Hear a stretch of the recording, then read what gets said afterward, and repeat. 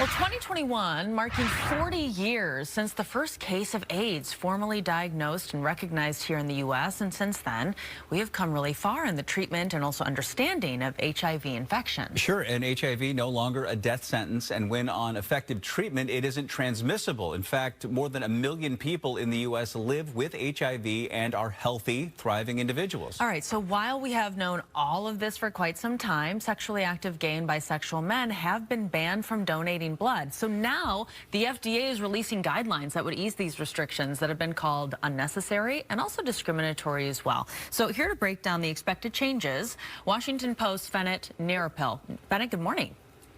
Good morning. Thanks for having me. An interesting piece here, and start by telling us what exactly will change and when.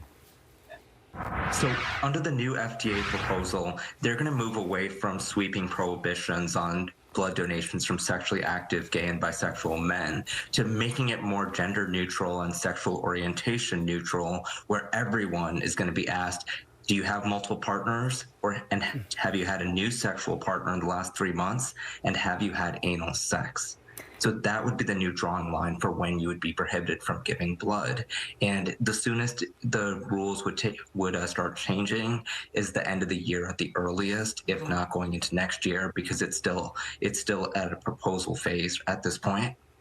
Okay, so I guess my question is, I mean, we've heard for years about some of these, what a lot of LGBT organizations have said are discriminatory practices. So why now? What pushed the agency to finally change some of these guidelines? So the FDA first imposed a lifetime ban on men who've had sex with other men from giving blood in 1985. So they've actually relaxed the rules since then. So in 2015, they changed it to if you haven't had sex in the last year, you can give blood. In 2020, when we faced the big pandemic blood supply shortage, that was changed to 3 months. So this change is happening as a result of the continuing blood shortages that we've had and years of pressure from LGBT organizations, medical experts, and blood banks themselves who say that the rules are overly stringent. Okay, so in the piece you wrote some activists and gay and bisexual men will still be treated unfairly under the new guidelines. Can you explain why? So the concern here is that with this new approach, you're going to be allowing monogamous gay and bisexual men to donate blood for the first time in decades. And many people say that's a win because the risk of HIV has been very low if you don't have new partners and if you have one consistent sexual partner. But the other concern here is that monogamy isn't the only way to reduce your risk of contracting HIV. As you talked about up front here, we've had a lot of advancements in HIV prevention technology. We're now able to take once daily pills that drastically reduce your risk of contracting HIV. People who are on treatment and to the point that their viral loads are undetectable can have sex without worrying about transmitting the virus. So the complaint here is that people who are taking steps to protect their sexual health and avoid contracting HIV are still not allowed to give blood if they're taking these steps. And with PrEP in particular, you're not allowed to give blood if you're on PrEP regardless of your level of sexual activity, because that medication can create issues with catching HIV during screening tests. Oh, okay. Oh, that's interesting too. I want to ask you a little bit, because it sounds like in this article, you also spoke with a lot of people who said they felt like pariahs for not being able to help in such a basic way that, I mean, we on the news ask for all the time, like, please go out, give blood. Can you share some specific stories that really stood out to you in this regard?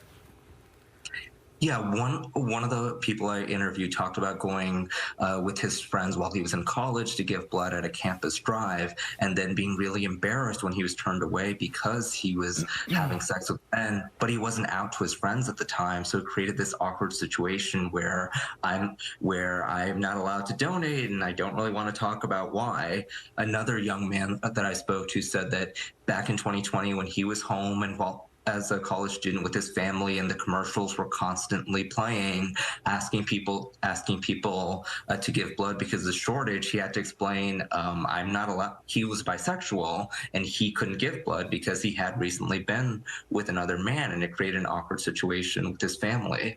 I talked to a member of Congress who said that he was inspired to push the FDA on this issue because of a local politician there who felt really ostracized after I don't remember which one, but there was a natural disaster, and it prompted one of those calls for everyone to roll up your sleeves and donate blood, and he wasn't able to give either. I didn't talk to them for this story, but this happened after the Pulse nightclub mass shooting. That was a gay club in Florida, which was one of the worst mass shootings in U.S. history, and a lot of people weren't able to give blood for their community because of the restrictions that were in place. It's a really thought-provoking piece. The Washington Post's Fenit Nirapil, thanks for joining us this morning. We appreciate it. Thanks for having me.